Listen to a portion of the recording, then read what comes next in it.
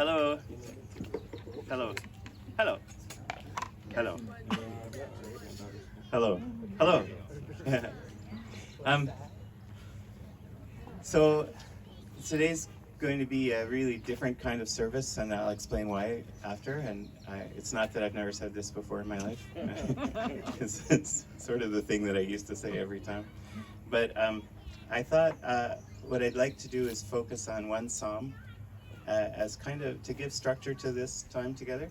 So Psalm 121, and I'm just going to read it to begin, and then I will come back to it. So New Revised Standard Version is the one I'm using today. I lift up my eyes to the hills. From where will my help come? My help comes from the Lord, who made heaven and earth. He will not let your foot be moved. He who keeps you will not slumber.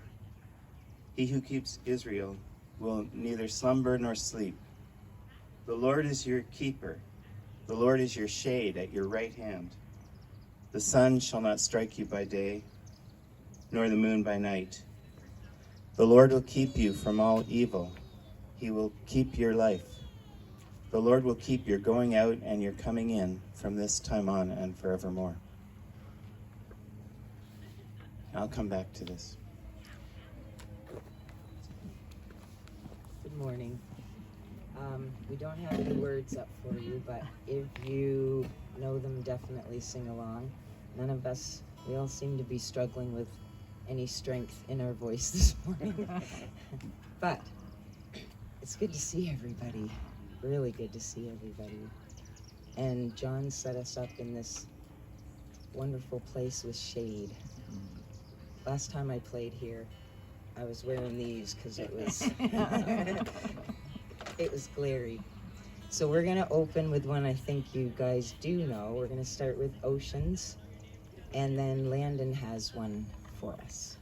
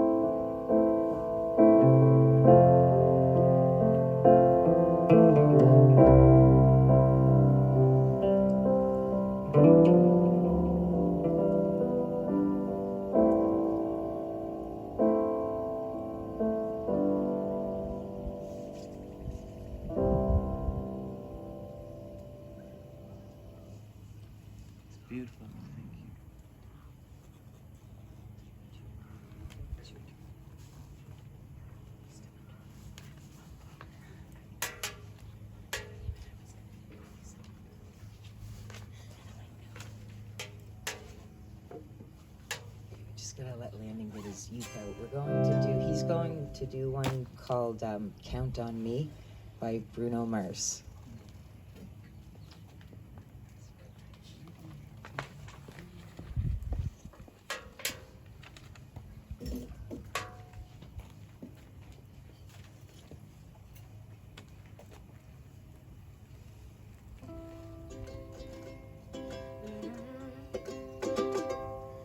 If you ever find yourself stuck in the middle of the sea, I'll sail the world to find you. If you ever find yourself lost in the dark and you can't see, I'll be the light to guide you. We find out what we're made of when we are called to help our friends in need. You can count on me like 1, 2, 3. I'll be there. And I know when I need it, I can count on you like 4, 3, 2, and you'll be there. 'Cause that's what friends are supposed to do.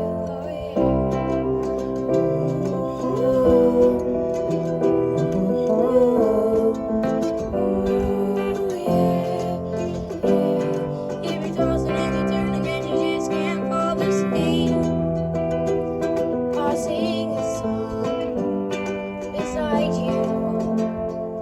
And if you ever forget what you really mean to me,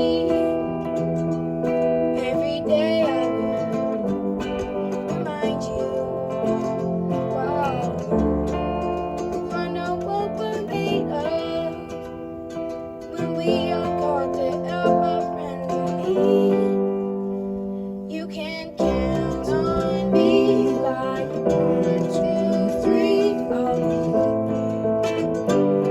And I know when I need it, I can count on you like 4, 3, 2. 'Cause that's what friends are supposed to do. Oh yeah.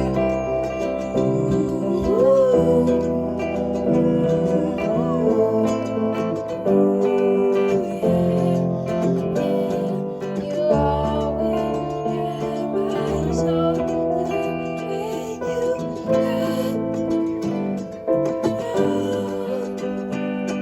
I'll never let go, never say goodbye. You know you can count on me like 1, 2, 3. I'll be there. And I know when I need it, I can count on you like 4, 3, 2, and you'll be there. 'Cause that's what friends are supposed to do. Oh yeah.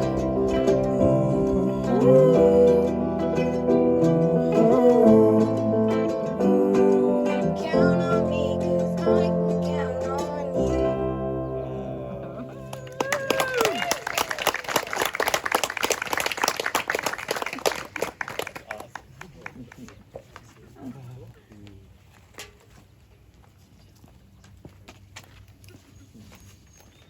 Landon, it's a perfect song for today. Thank you. All I'm doing today is reading a story about friendship. That's just wasn't that unbelievable? Just perfect. I was just telling Landon, it's a perfect song for today too, because all I'm doing is I'm just reading a story about friendship. So it's during the sermon time. Andy, hey! Is Agnes somewhere too? She'll come a little later. Okay. That's good. Busy talking. Busy talking. And Jason, this is Jason's a new person in town, and so I just want to welcome you here. Yeah. Welcome, this is Jason. And yeah. Oh, so Tina has wonderfully agreed to organize music for us for the next period of our lives as a church, and we talked over this. The end of this week, we had a a wonderful talk. And we decided that what we're going to try to do, since we've learned over COVID that, you know, and it's not always been easy to find musicians over the last weeks. So what we learned is that sometimes videos can actually be beautiful things, and we did use a few of them and felt like they were helpful for growth and for communicating ideas and beauty. But what we're going to try to do is to find some form of beauty that's living for every service. We may not be able to do it, but it may be classical music, if we can pull it off, or instrumental music, or a worship song, or an art song, or you know, a meaningful song that somebody's written. We're just going to try to have, you know, so we're not going to try to follow a set pattern as we have over the years, where we've usually had 4 or 5 songs before we had a coffee break, that sort of thing. Instead, we're going to aim at just trying to find one beautiful thing to add to each time, and that's alive. So that's the dream. And you know, we may use the wonderful gifts of technology sometimes, but we will also, we'll be looking for poetry, and we'll be looking for people that will share songs that mean a great deal to them. And this song today, it just couldn't have been more perfect, because, well, I'll tell you in a minute why. First, before that, I want to read Psalm 121. I lift up my eyes to the hills. From where will my help come from? My help comes from the Lord, who made heaven and earth. He will not let your foot be moved. He who keeps you will not slumber. He who keeps Israel will neither slumber nor sleep. The Lord is your keeper. The Lord is your shade at your right hand. The sun shall not strike you by day, nor the moon by night. The Lord will keep you from all evil. He'll keep your life. The Lord will keep your going out and your coming in from this time forth and forevermore. And I intend to come back to this psalm one last time. And when I do, I'm going to ask you what it stirs in you. But before that, what I want to do is share what happened, another thing at the end of this week. And that is that I got a phone call from Leslie and Freda. Years ago, there was a young pastor in town at one of the churches, and he realized that he didn't believe that he was meant to be a pastor after doing it for some years. I'd met him once at a coffee, I met him outside of Tim Hortons, and I just encouraged him, and I thought he was wonderful. I just thought he was a wonderful, much younger than me person, and I was so excited that he had a faith that meant something to him, and he was sharing it. But he was feeling that he was getting quite a bit of resistance in the church that he was living in to the things that he was saying. But I said, but if you just keep loving and keep gently saying the same thing, little by little, it works. People grow. And so anyway, he told me later that he stayed for 2 years after that conversation. But finally, he decided it wasn't the right thing for him, and he decided to choose another career in life. And he said, but there's one thing that means so much to me, means more than anything else that I've done over these years, and that is that I have a Bible study on the reservation in Princeton. And he said, I love the people so much, and I just wondered if you would take it over.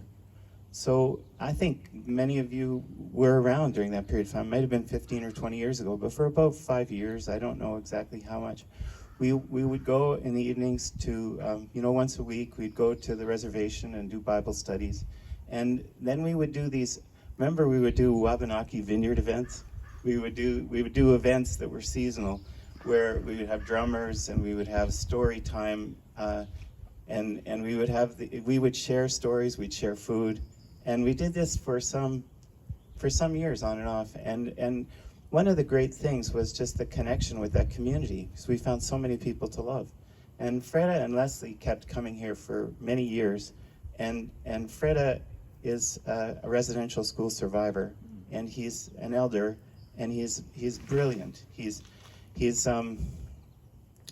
taught in medical schools about herbal medicine. You know, he's been asked to teach in medical schools. He knows so much. His grandmother was a person of tremendous wisdom, and so he knows the things that she taught him.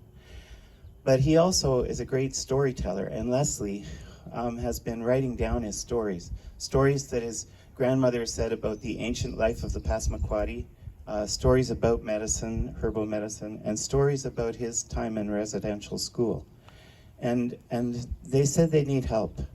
Sometimes Fred has come here before and given story circles where we've recorded things that he said. And there was a movement a little while ago to try to create a book and there was money even set aside from MCC, right, from Mennonite Central Committee. But anyway, the book, it's at the place where there are 49 stories, and the stories are like 1 and 2 pages long. They're not long, like not long chapters.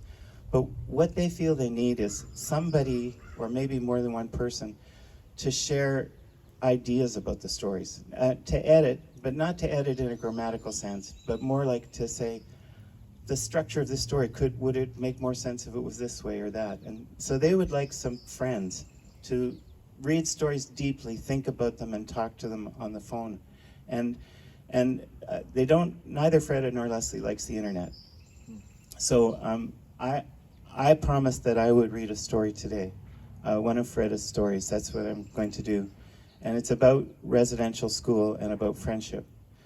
I can read you another story. I think I will probably do next week. The week after that we're away, but I think I will read another story next week, and that will be a very sad story. So this story that I'm reading has a very sad ending. So I think I just warn you about that before we start. But it doesn't come out today. Today's story is not so sad. In fact, today's story is about courage. But it's about friendship, so that's why I was so impressed with Landon's song, the Bruno Mars song, about, you know, 1, 2, 3, you're a friend to me, 4, 3, 2, I'm a friend to you. It was pretty awesome. Just perfect.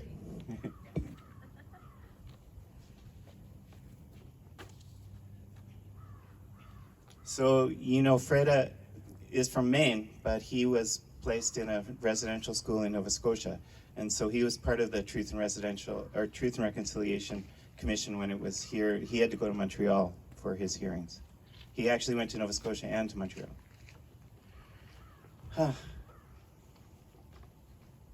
And if you know Fred, maybe he has told you this story anyway. Jonathan, this is called Double Runners. And the inference is to, the sleds, the old sleds that had, the metal rails, double runners. So, and Freda has 2 stories about double runners indicating 2 different people. One is someone named Jonathan, who this story is about, and the other is about his brother. But they were separated as soon as they got to residential school. So this took place sometime between 1950 and 1959 at Shubenacadie Indian Residential School in Nova Scotia.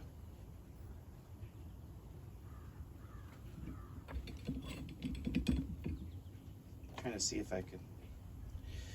We were brothers, which neither of us had. Jonathan, my best friend. We were brothers, which neither of us had. He lost his family in a fire. My brother and I were separated the day we arrived. Jonathan and I have the greatest love for each other. Those of us who are orphans stuck together. I knew him like my own shadow. He trusted me like no one else in that place. I felt him look up to me. I was always on guard, watching out for him. When it was time to go to bed, the nun would force us to line up to get inspected. There were no hugs and kisses that children should have, but when the lights were out, I would move my cot closer to his. We'd hold hands until we fell asleep and we couldn't do it anymore. The nun on night duty would stay in this little enclosed room off to the side in the dormitory room. It was closed in all the way around with windows on the south side and the east. Just before you go into the dormitory, you walk right by her because she's got to keep an eye on everyone. She sits right there, and you go to the left a little bit, and I'm in the second row with Jonathan. The nun knows I have to get up with him because of his disabilities. Because when you wake up, even the person that doesn't have disabilities has groggy eyes, and his mind doesn't comprehend where he is walking. The nun has a little tiny lamp on her table, and the clock is above where she sits. Jonathan is the best friend I ever had. He still is. When he came to Shuby, he was about 3 years old, but he was so much smaller than the other kids his age. Jonathan took to me like a magnet. I laced up his shoes and dressed him. I gave him his baths, washed his hair. A lot of the other boys tried to take advantage of him because he was special. He walked with a limp and he had a bad arm that hung down to his side. His speech was affected. Could be he was born like that, or maybe it was caused by the trauma when he lost his family in the fire. He couldn't get his words out very good. When he tried to talk, he had a slur, except when he was talking to me. Sometimes people understood him and sometimes they didn't, but I always understand. The day he arrived. He came in winter. The day Jonathan arrived, they carried him in a basket. I saw that. It was the kind of basket our people used to use for carrying babies, an ash basket. He was wrapped in a quilt with rabbit fur around his head. The other boys were sledding, and it was the day for our group to be out. That was some of the best times we had, but that day I stayed behind. When our group ran up the steps from the rec room to the sleds that were waiting outside, I stayed behind to wait in the corner on the side of the doorway so nobody could see me. From there, I could watch the main entrance of the big stone building and see anyone who would drive up. I was expecting him. That morning, I got a strong feeling. A spiritual person had been coming to me in my dreams. At the time, I didn't recognize this person as my Gram, but later I realized who it was. All I knew was that this spiritual person was telling me things I needed to pay attention to. You have to pay attention, otherwise you're going to lose it. Her message was clear. I was to watch the front steps in the afternoon.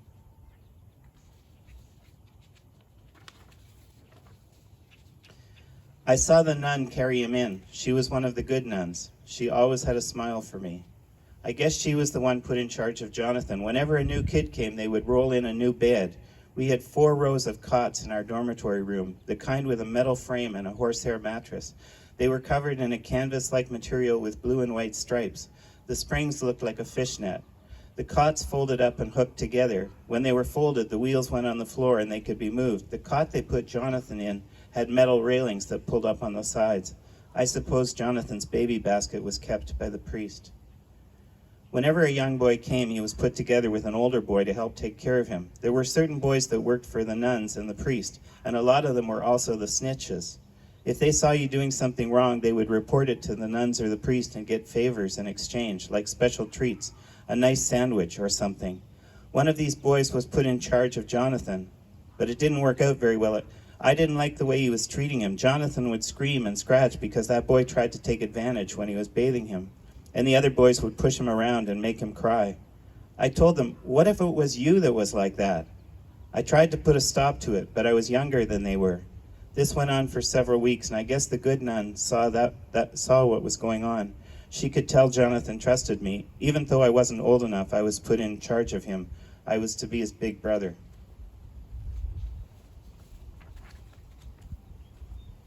Swinging. Other kids were usually playing baseball, but whenever we were outside together, Jonathan liked being on the swings. He liked it when I pushed him hard and the swing would go way high. He'd hold tight with his good hand. It was the first time I heard Jonathan laugh. He had a shrill laughter, something like a happy scream. He would screech and giggle each time the swing would come back, and I'd give it another shove. Then we'd sit side by side on the swings and speak quietly so nobody else could hear. We'd get in trouble if anyone found out we were speaking our language, but we did it anyway because it reminded us of happy times at home. Jonathan had long eyelashes. His eyes were sad until I took care of him. Then they brightened up. I know more by his eyes and expressions than the words. Jonathan spoke Mi'kmaq. He knew his language very well. In fact, he even got better and better at speaking it while he was there. I could understand most of it. All except for my brother Mickey and me and a few white kids. The other boys were Mi'kmaq. They spoke their language whenever they had the chance. Some of it sounds similar to our Passamaquoddy language. Jonathan told me about the fire. They couldn't get out. I wanted to run back in there, but the fire was too hot. They held me back. Tears filled up in his eyes, and he was very quiet.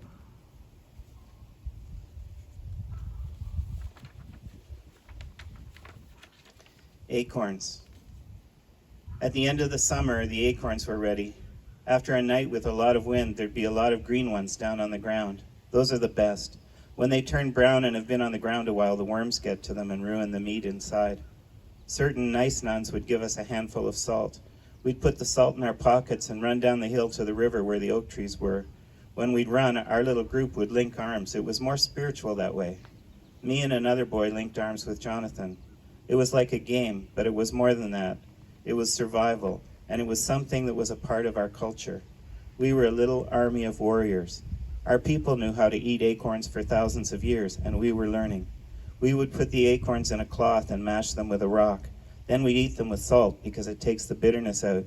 We'd gather pocketfuls and hide them for later. We watched the squirrels, and that's what gave us the idea. Acorns are like meat, and we knew it. All of us had the knowledge that something bitter would make us strong.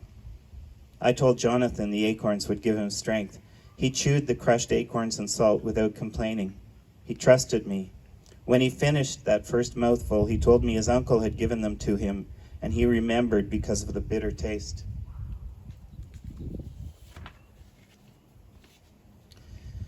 Our younger. Jonathan inspired a lot of kids that were in the school because of his difficulties. The kids responded in a good way. It took quite a while, but they learned to respect him like we were taught to respect our elders. Jonathan was a person that you would have to respect. It's because he's our younger and a very special person. He gained the respect of an elder. Jonathan was an orphan like me. The difference was that his family had died. My family was in Maine, and they were trying to find me. My father had kidnapped my brother and me and dropped us off at Shubenacadie. He told them that our mother had died and he couldn't care for us.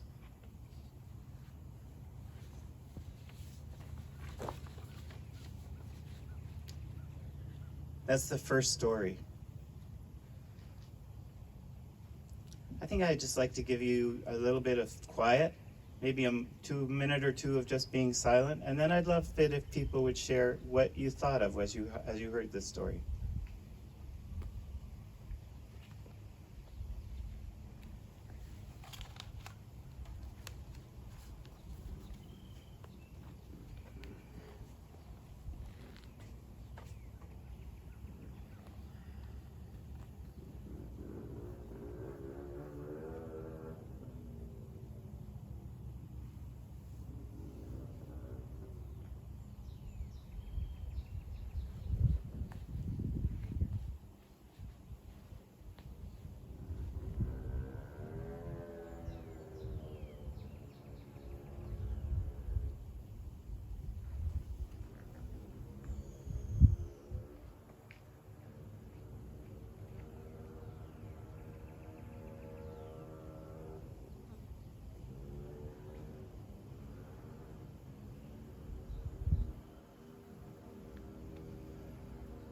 Okay.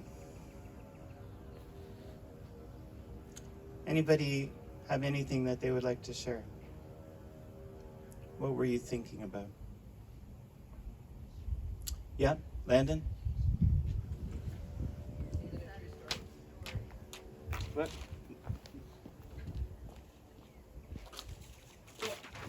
There's more. Ah!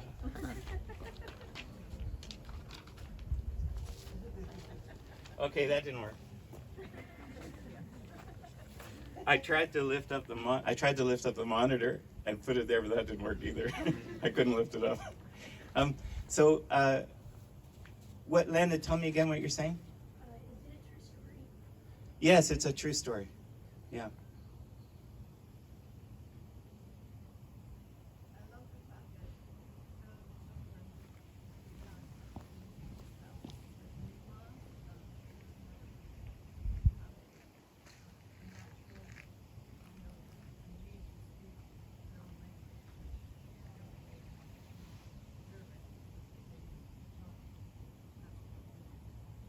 I missed the very first thing he said. I love the fact that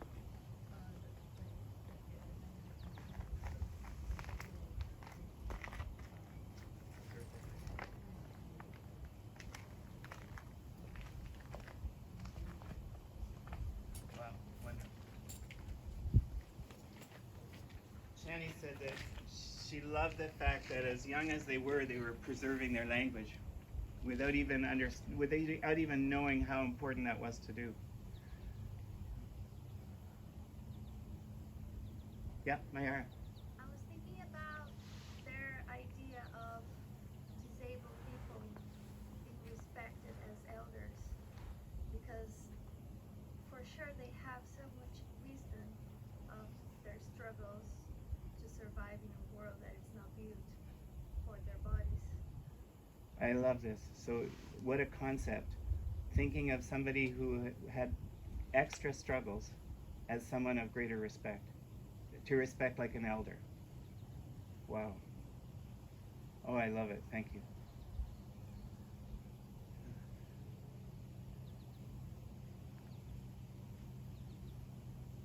I just wanted to say thanks for sharing it, because it's, when you read about it as a news story, you know, it's very kind of arm's length and dispassionate, but to hear his words, it just, that's amazing. It really, that touches something in me that the news stories don't. And I've known him for a long time. I wanted to understand more about the reality of this, but I don't personally know any residential school survivors, and this was amazing. That's kind of what I thought too. When I read this, I just thought I'm so grateful to hear it, the story, the unpacked. You know, the even the way the nun's room was described and what it was. You know, I just thought so many little details that I never imagined.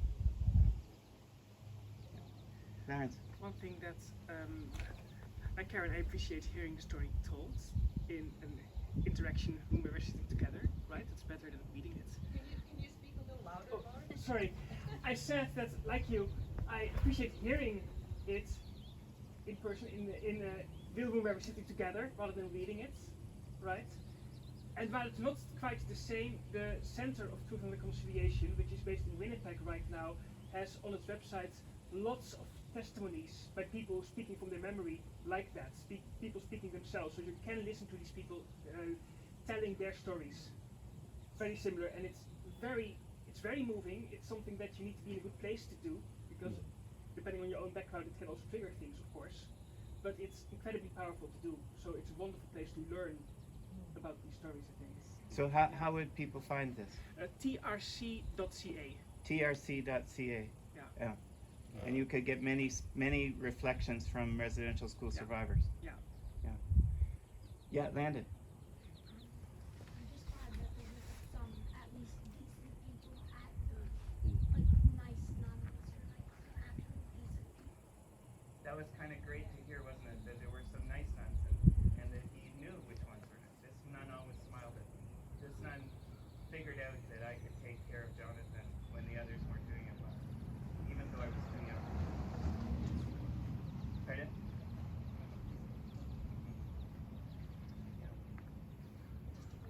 Yeah. Yeah, happy to hear it. This too was important to hear. Yeah. July 1st, our family went to a fire on the shore of the Bay of Passamaquoddy, and we sat in silence for an hour. And I have heard stories in my time with Christian Peacemaker teams of survivors telling their stories, and I started thinking about some of the people that I've met. Grandma Shingus, who is now deaf because she was beaten about the head, and Nancy Morrison, who was taken when she was 3. And then Willem had been taken to the playground because for him to sit for an hour in quiet is a little bit beyond his ability right now. When Vic brought him back, he wanted to see the fire, and so Janelle took him down by the fire, and he was asking questions about why the people were gathered around the fire, and what do you say to a 3-year-old? I'm not sure what she told him, but he kept asking why.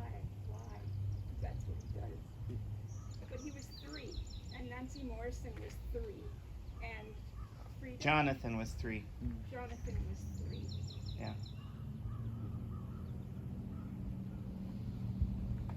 3. Were you able to hear what Kathy said? Yeah. Lorna, what were you going to say? I was struck by, in the midst of what obviously was just a horrific situation, not words that really describe it. But I was so struck by Freda's description of the spiritual person that came to him, and how, the impact that had in his life, and obviously in Jonathan's life as well. And then the other thing was, Can I just say that? Did everybody hear that? Okay. Okay. The other. and the other thing was when he said that they learned about storing up the acorns from the squirrel. Yeah. And to me, it's both of those things speak to me of the presence of God in that place, in the midst of that. In the midst of it. I'm thinking, how many boys do I know who would pass up a chance to go sledding?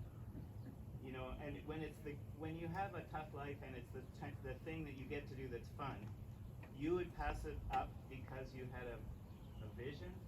Yeah. How gifted. Freda still has visions. Yeah.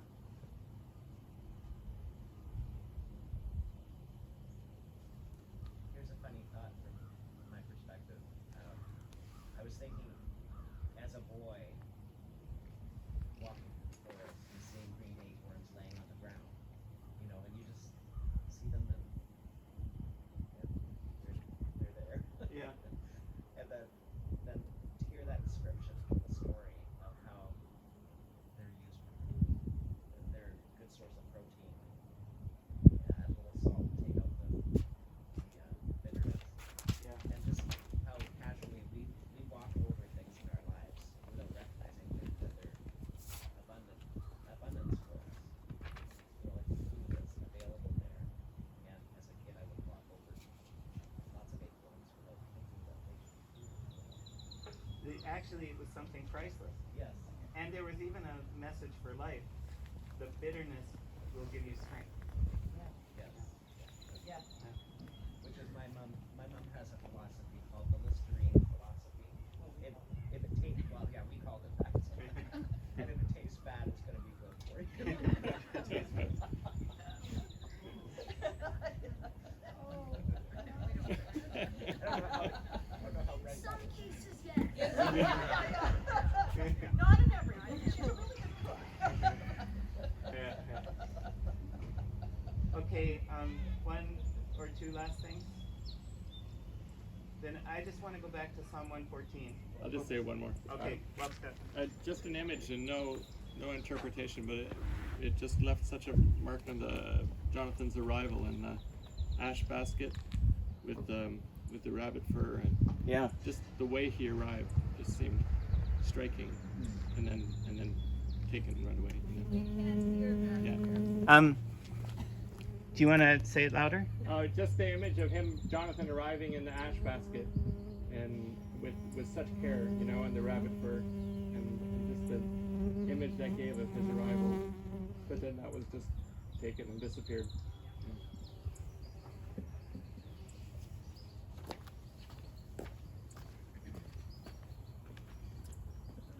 Band is going to do 2 more songs. Before they do, I just want to read Psalm 121 once more. I lift up my eyes to the hills. From where will my help come? My help comes from the Lord, who made heaven and earth. He will not let your foot be moved. He who keeps you will not slumber. He who keeps Israel will neither slumber nor sleep. The Lord is your keeper. The Lord is your shade at your right hand. The sun shall not strike you by day, nor the moon by night. The Lord will keep you from all evil. He will keep your life. The Lord will keep your going out and your coming in from this time on and forevermore. Lord, I'd like to ask that you be with Freda and with Leslie, and thank you for the gift of these stories. And I pray that they receive the help that they need I know they are eager to hear from people who will value the stories, to help shape them. I know that they want the stories to touch people, to have an influence, and I know now how much they will. So will you bless us all with whatever we can do to help ventures like these, and this one in particular.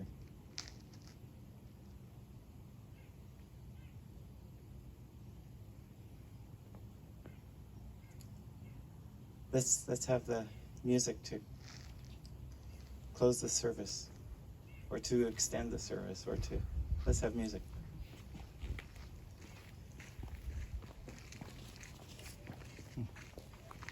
There I am.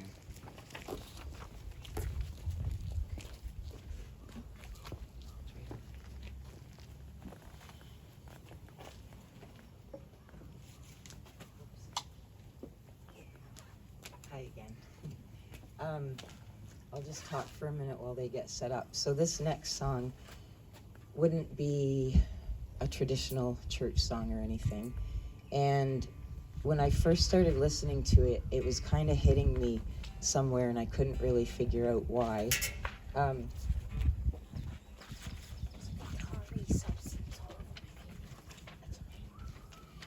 So, I think it just kind of hit me that though the author probably meant it as, like maybe the song's about a relationship with someone else, I started for some reason kind of thinking about it as either the relationship with myself or with the God that's inside me, maybe even from my child self looking at me now and myself looking at my child self. So, I mean, it could be about a lot of things, and thank you. I asked Hayden to sing it when I realized I couldn't, but I still kind of wanted it in the set, so he just tried it last night. So thank you. Yeah, just, we don't have any words, but hear the words and just kind of, I don't know. That's it. And then we just have a song, Blessing for You, to end. Oh, where am I? Oh, right, I don't have music for this one. Oh, and you put my papers in the water.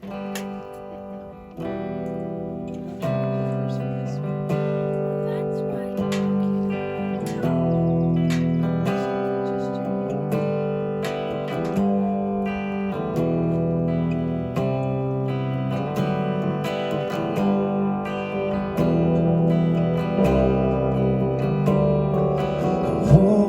This morning, light poured in with me. I thought I'd be better off alone. Now my soul has been torn and reborn. Started breathing. What have I done? What have I done? I never thought I needed saving. I was right where I should be. Good God, I know it's dangerous, but it's you that I need. I'm in love this time. I'm in love this time. What have I done? What have I done? So don't you fall back asleep. For this moment just be. I wanna get it right for once. Oh, I've been knocked down and beat, but this feeling is fleeting. What have I done? What have I done? I never thought I needed saving. I was right where I should be. Good God, I know it's dangerous. It's you that I need. I'm in love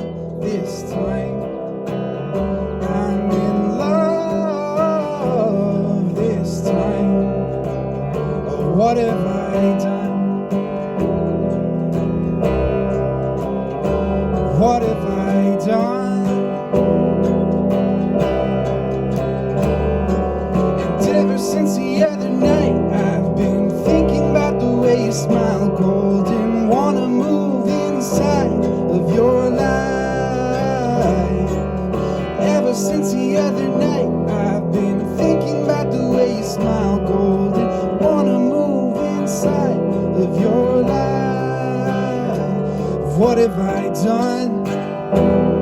Oh no, what have I done? I never thought I needed saving. I was right where I should be. Good God, I know it's dangerous. It's you that I need. I'm in love this time. I'm in love this time. What have I done? What have I done? What have I done? What have I done?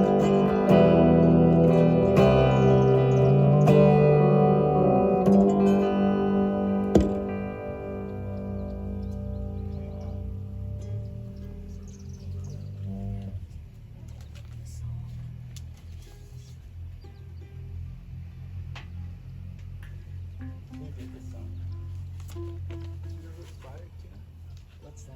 Who's the song by? Dermot Kennedy. Ukulele went out of tune in the middle of the song.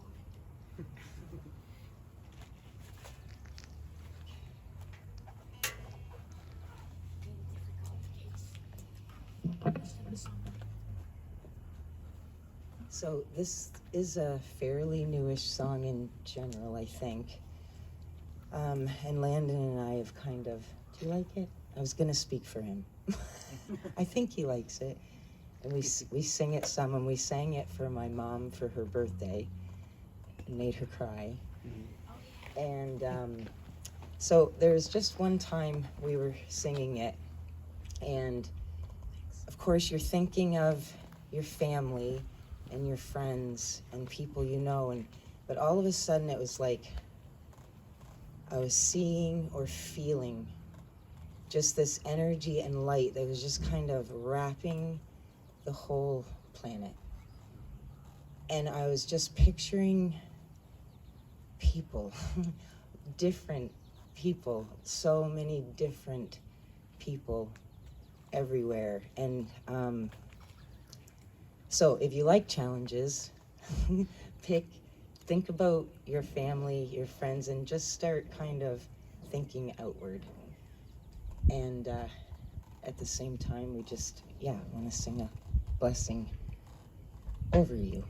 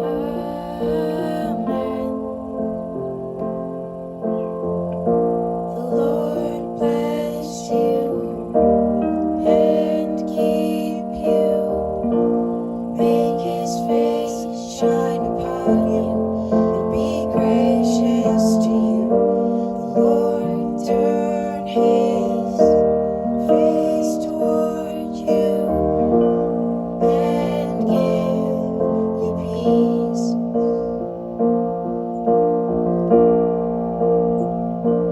Amen.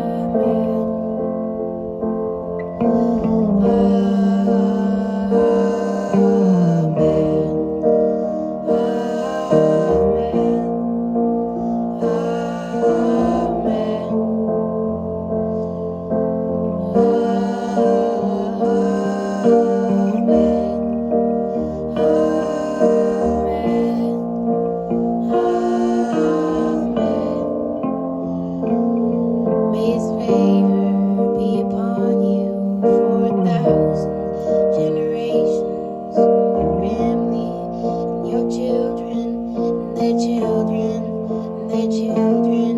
May his favor be upon you and 1,000 generations, and your family, and your children, and their children, and their children.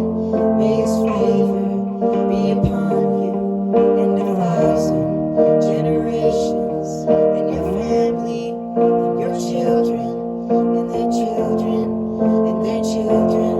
May his presence go before you, and behind you, and beside you, all around you, and within you. He is with you, he is with you in the morning, in the evening, in your coming, and your going, and your weeping, and rejoicing. He is for you, he is for you.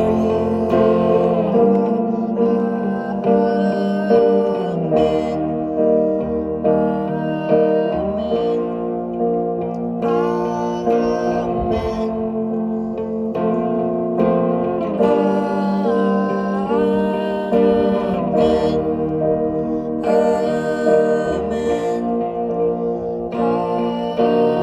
Amen.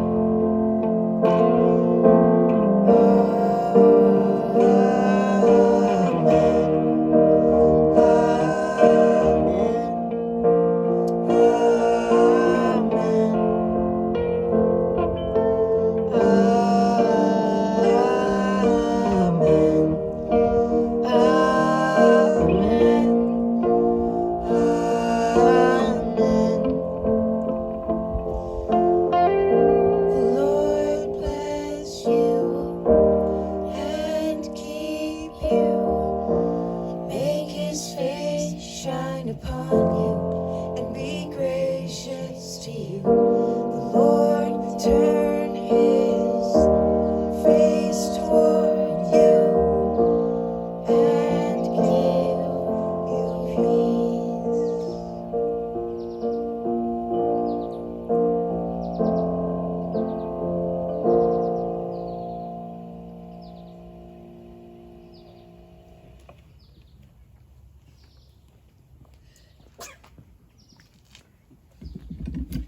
I just don't think the music could have been more beautiful today. Thank you very much, you guys. That's terrific.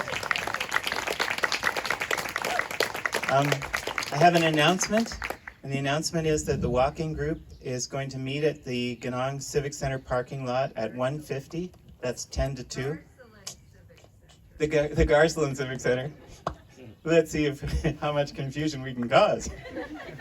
So the walking group, led by Dave and Marion, is going to be at 10 to 2 in the parking lot at the Garceland Civic Center, and then the walk today is just in town. A couple of weeks ago we did the Macadam, around the pond behind the Macadam train station. But this one today is doing the river walk, then going off into the woods, and then ending at Five Kings. And so anyway, everybody's welcome, of course. And is there another announcement or anything anybody needs to know?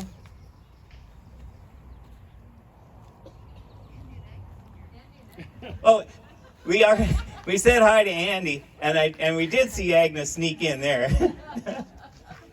Yeah, wonderful. Okay, so have a great week. Goodbye. The music just couldn't have been more beautiful. Thank you. It was just what we needed today.